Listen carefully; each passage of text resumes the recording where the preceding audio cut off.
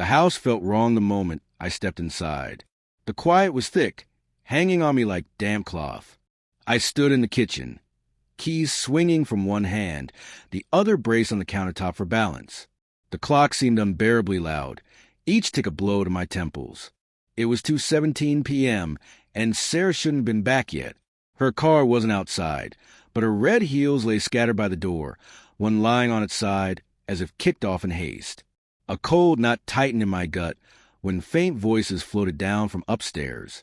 I'd left the construction site early, an unusual break, and pictured surprising her, making that basil pasta she always talked about.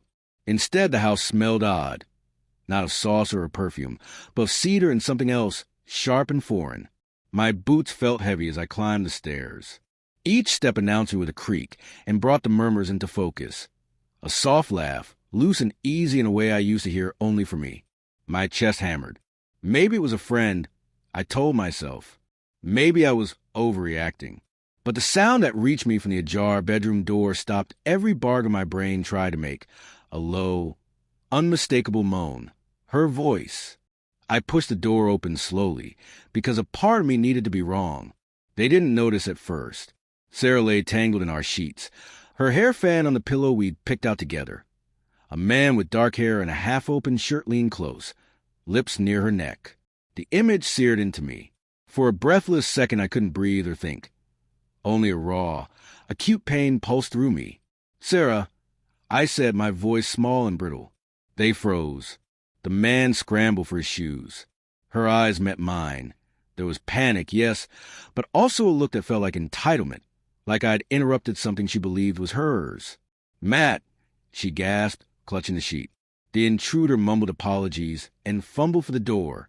I grabbed his arm hard enough to bruise. "Who are you?" I demanded. He stammered that he hadn't known she was married, hands raised, eyes flicking to her for confirmation. The exchange between them read like a lie I'd been too blind to see. "Get out," I said, and he left without arguing, jacket slung over his shoulder, the front door slamming behind him. The silence that followed was thicker than before. Sarah was crying. Tears streaked her face. Her remorse, however loud, did not move me. "I'm so sorry," she sobbed, reaching for me. I stepped back. Her touch felt like a burn. "It wasn't supposed to go like this. It was a mistake," she said. "A mistake?" I couldn't keep the incredulous laugh from escaping. "How long?"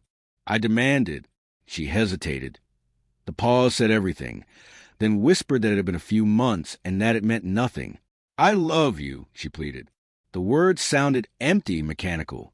Memories of late nights at the office, unanswered messages, and a laugh that had begun to sound rehearsed flooded me. I had ignored the small betrayals, rationalized away the gaps.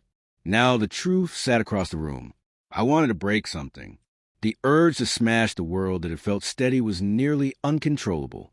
The room seemed to shrink. Her perfume mixed with his cologne made the air almost suffocating. I reached the dresser, and my fingers brushed a framed photo of us at the lake, her wide smile, our hopeful faces. I could have thrown it, watched glass and memory shatter, but I froze instead. Then I saw her phone, half buried in the rumpled sheets, screen still glowing. I snatched it up and, because she hadn't bothered to change the lock, opened her messages. A thread with Ryan unfurled across the screen. Months of flirtation, plans, promises. "I can't stop thinking about you." One read, "Matt's working late again. Come over." Another said, "Just yesterday." Each line felt like a fresh cut. I looked at her, and the anger that had simmered became cold, precise. She tried to speak. I didn't let her.